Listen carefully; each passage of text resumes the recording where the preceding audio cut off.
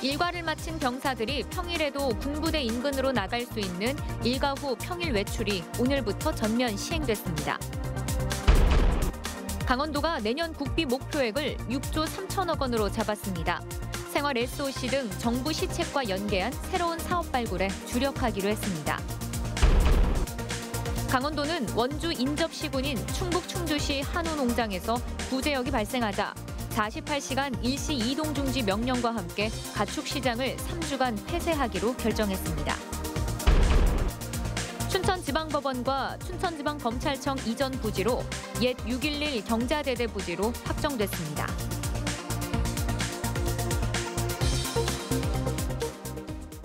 시청자 여러분 안녕하십니까. 일과를 마친 병사들이 평일에도 군부대 인근으로 나갈 수 있는 일과 후 평일 외출이 오늘부터 전면 시행됐습니다. 강원도 접경 지역 분위기가 확 달라질 것으로 예상됩니다. 백승호 기자입니다. 군부대 인근인 강원도 화천군 상서면 사방거리입니다. 이곳은 지난해 8월부터 병사 평일 외출이 시범적으로 이뤄졌던 지역입니다. 시범 운영 6개월 동안 어떤 변화가 있었는지 다시 찾아가 봤습니다. 상인들은 매출에 큰 변화는 없었다고 말합니다. 하지만 평일 저녁에도 젊은 병사들이 거리를 다니자 예전에 없던 활기가 생겼고 상인들의 마음가짐도 달라지는 등 분위기는 분명히 변했다고 말합니다. 병사들한테 신경이 많이 쓰이죠. 그전에는 이제 간부 위주로 해서 나온 분위기가 병사 위주로 바뀌니까 이제 병사들 위주로 맞는 음식을 또 만들어야 돼요. 국방부는 군사 대비태세 유지에 문제가 없었고 병사들의 사기가 높아지는 긍정적 측면이 많았다며 병사 평일 외출 전면 시행에 나섰습니다.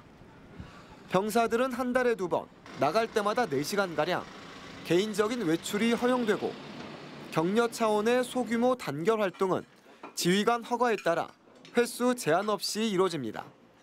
강원도의 경우 육군만 10만 명가량이 주둔하고 있어 지역에 미치는 영향이 클 것으로 보입니다. 병사 평일 외출에 맞춰 자치단체도 잇따라 편의시설을 확충하면서 접경 지역의 거리 모습에도 변화가 있을 전망입니다.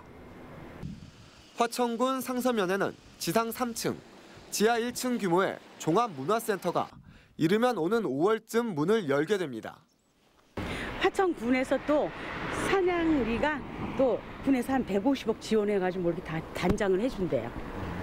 그럼 더 좋아지겠죠? 강원도 인제군도 서화면에 군장병 휴식공간 조성을 추진하고 있습니다. 평화 분위기에 병사 평일 외출까지 그동안 쇠락의 길을 걷던 접경 지역에 모처럼 생기가 돌고 있습니다. MBC 뉴스 백소입니다. 원주에 인접한 충주에서도 구제역이 발생하면서 도내 유입에 대한 불안감이 높아지고 있습니다. 지역 가축 시장은 전면 폐쇄됐고 소화돼지 전체에 긴급 백신 접종이 실시되는 등 방역도 한층 강화됐습니다. 김진아 기자입니다. 원주와 인접한 충주까지 구제역이 확산됨에 따라 도내 유입을 막기 위해 8개 가축 시장이 전면 폐쇄됐습니다. 당초 오늘 열릴 예정이던 횡성 경매시장부터 3주 동안 모든 거래가 중단됩니다. 충주 경계인 원주 불원면과 기래면 주요 도로에는 통제 초소와 거점 소독 시설이 설치됐고 내일 오후 6시까지 48시간 동안 축산 관련 차량의 이동 중지 명령이 내려졌습니다. 접종에 누락됐거나 항체 형성이 미흡한 상황을 방지하기 위해 도내 사육되고 있는 소화돼지 75만 마리 전체를 대상으로 긴급 백신 접종도 실시됐습니다. 혹시나 올 수는 있는 거는 차단 방역으로 되지만 와서 얘네들이 이길 수 있는 거는 저희가 백신으로 막는 거기 때문에 퍼질 수 없게 만드는 환경을 만드는 거죠. 설 명절 차량과 사람의 이동이 많은 만큼 내일까지 모든 추가 접종을 마칠 예정입니다. 충주 구제역 발생 농가에서 이틀 전 횡성으로 유입된 송아지와 같은 트럭으로 운송된 한우 등 24마리는 구제역 정밀 검사 결과 다행히 음성으로 확인됐습니다. 도내 최대 한우 사육지인 횡성도 거점 소독 시설을 24시간 운영하고 설 명절 방문 자제와 축산 농가를 찾는 일반 차량의 소독을 의무화하는 등 긴장의 끈을 놓지 않고 있습니다. 2011년까지 구제역으로 해서 많은 아픔을 겪었습니다. 고향을 찾는 귀성객들에도 반드시 거점 송장을 거쳐서 고향을 방문할 수 있도록 그렇게 조치하고 있습니다. 강원도는 설 명절 다소 과하더라도 강력한 차단 방역이 요구된다며 축사 안팎의 철저한 방역과 모임 금지 등에 적극 협조해 줄 것을 당부했습니다. MBC 뉴스 김진아입니다. 강원도가 내년 국비 목표액을 6조 3천억 원으로 잡았습니다. 생활 SOC 등 정부 시책과 연계한 새로운 사업 발굴에 주력하기로 했습니다. 강화길 기자가 보도합니다. 강원도가 올해 따낸 정부 예산은 6조 878억 원입니다. 올림픽이 끝나고 정부의 SOC 감축 기조 속에서도 6조 원의 국비를 다시 확보했습니다. 하지만 올림픽 경기장 사후 활용과 제천 영월 고속도로, 춘천 철원 고속도로 등 핵심 현안 사업 예산을 확보하는 데 실패했습니다. 강원도는 이런 반성을 토대로 연초부터 국비 확보에 강한 드라이브를 걸었습니다. 내년 상황도 만만치 않지만 강원도는 목표를 높게 잡았습니다. 6조 3천억 원으로 역대 최고치입니다. 일단 정부가 역점적으로 추진하는 정책과 연계한 국비 사업을 공약 대상으로 삼았습니다. 정부 정책 기조에 연계해서 밀착형 생활 SOC를 확보하는 데 최대한 노력하겠습니다. 이달 중순쯤 별도의 대책 회의를 갖고 정부에 먹힐 만한 생활 SOC 사업 발굴에 머리를 맞댈 계획입니다. 여전히 부족한 SOC 확충 예산 확보도 당면 과제입니다. 강릉 제진간 철도, 춘천 철원 고속도로, 제천 영월 고속도로, 남북 산림 협력센터 등 지난해 국비 확보에 실패한 사업에 재도전합니다. 또 남북 경협과 일자리 창출 등 역시 지난해 부진했던 분야의 예산 확보에도 뛰어듭니다. 이를 위해 조만간 시군 순회 간담회를 갖고 국회의원들과 지역 현안 사업 국비 확보 대책도 논의합니다. MBC 뉴스 강화길입니다. 강릉시의 상하수도를 검침하는 외주업체 노동자들이 직접 고용을 요구하고 나섰습니다. 강릉시는 민간 위탁으로 검침 업무를 운영하기 때문에 직접 고용은 현실적으로 어렵다고 밝혔습니다. 이용철 기자가 취재했습니다. 10년째 강릉시의 상하수도를 점검하고 있는 허영희 씨. 하루에도 수백 가구를 돌며 검침을 하고 있습니다. 소속은 외주업체 직원이지만 강릉시의 지시를 받기도 합니다. 개인한테 직접 전화 주실 때도 있고요. 또 전산상으로 아침에 가면 민원 쪽지라고 해서 이렇게 민원 내용을 각 담당자한테 이렇게 나눠줄 수 있게끔 아침에 팩스로 보내주시는 거죠. 위탁업체에 소속된 검침원들은 강릉시에 직접 고용을 요구하고 있습니다. 강릉시 건물에 있는 위탁업체는 임차료도 내지 않고 있다며 불법 파견 의혹도 제기했습니다. 강릉시에서 모든 것을 다 지시 감독하고 있는 사례를 저희들이 봤습니다. 그래서 저희들은 이거는 엄연한 불법 파견이고 또 정부의 지침에 따라서 직고용을 해야 된다라고 보고 있습니다.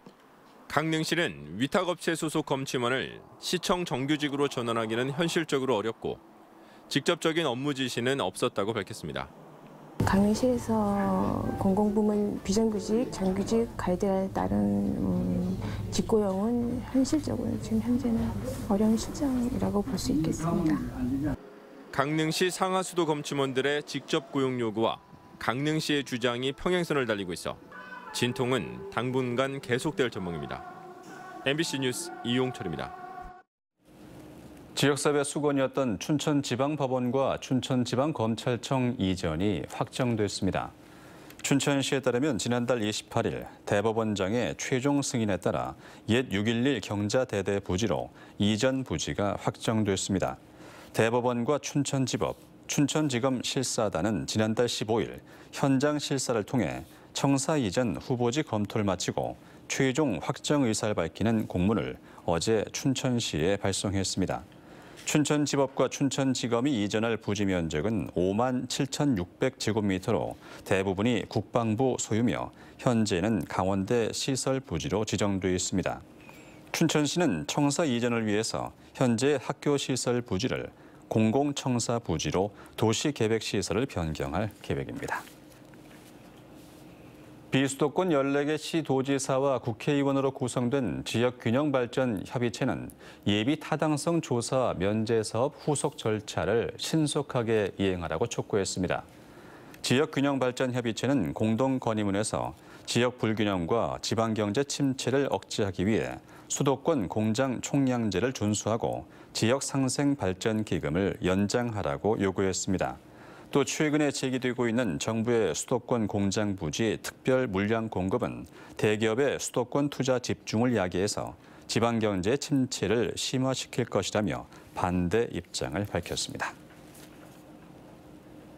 올해 3월 13일 실시되는 제2회 전국 동시주합장 선거에 도내 농협주합장 후보군이 윤곽을 드러내면서 선거 열기가 달아오르고 있습니다. 농협 강원지역본부와 지역 농협에 따르면 모두 76명의 주합장을 선출하는 이번 선거에 현직 주합장 65명을 포함해 243명이 후보군으로 거론되고 있습니다. 평균 경쟁률은 3.19대 1로 2015년 1회 선거 3.2대 1과 비슷합니다. 다만 선거 등록일이 한 달 가까이 남아있어 출마자 수는 변동 가능성이 있습니다. 도내 소비자 물가지수가 지난해에 비해 소폭 상승했습니다. 동북지방통계청에 따르면 이달 도내 소비자 물가지수는 104.46으로 지난해 같은 달에 비해서 1.2% 상승했습니다. 지난달에 비해서는 0.1% 하락했습니다. 지난해에 비해 생활물가는 1%, 신선식품 물가는 5% 상승했습니다. 신선과일은 지난해에 비해 12%나 올라 상승을 주도했습니다. 강원도 2019년 문화놀이카드 발급이 오늘부터 11월 30일까지 읍면동 주민센터에서 이뤄집니다. 올해부터 개선된 문화놀이카드는 인터넷 접근이 어려운 대상자를 위해 전화 재충전 기능이 추가됐습니다. 문화놀이카드는 기초 차상위 계층을 대상으로 한 문화예술, 여행, 체육, 향유 지원 사업입니다. 올해는 지난해보다 만원 인상한 1인당 연간 8만 원을 지원하며 강원도에서만 5만 8,204명에게 46억 원을 지원합니다. 올해 도내 초등학교 신입생은 증가했지만 중고교 학생은 감소했습니다. 초등학교의 경우 흑룡띠인 2012년에 태어난 아이들이 올해 입학하며 지난해보다 860여 명이 증가했습니다.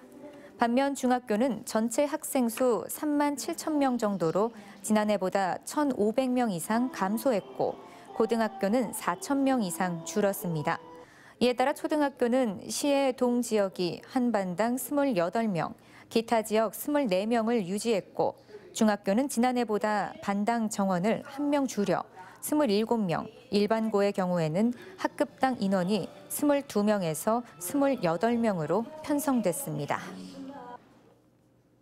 지난 3년간 설 연휴 기간에 도내에서 발생한 하루 평균 화재 건수는 평소를 웃돌았던 것으로 나타났습니다. 강원도 소방본부에 따르면 지난 3년간 설 연휴 기간 발생한 화재는 121건, 하루 평균 8.1건으로 평소 6.1건보다 많았습니다. 특히 아파트와 주택 등 주거시설에서 발생한 화재가 전체의 30%인 37건을 차지했습니다. 강원도 소방본부는 내일부터 닷새 동안 설 연휴 특별 근무를 실시해 소외계층 주거시설과 명절에 많은 인파가 모이는 장소 등을 중심으로 화재 안전 상황을 점검합니다. 올해 동력 수상 레저기구 조종 면허 시험이 도내에 모두 29차례 실시됩니다. 해양경찰청이 공고한 올해 도내 동력 수상 레저기구 일반 조종 면허 시험은 다음 달 5일에 시작해 21차례 시행되고 요트 조종은 4월 28일에 시작해 8차례 시행됩니다. 일반 조종 시험은 춘천에서 시행되고 요트 조종 시험은 동해에서 시행됩니다. 원주와 동해, 속초, 고성의 미분양 접경지역 지정이 오는 7월까지로 연장됐습니다. 주택도시보증공사는 도내 4개 시군을 포함해서 전국 35개 지역을 제29차 미분양관리지역으로 지정했습니다. 뉴스를 마칩니다. 시청해주신 여러분 고맙습니다.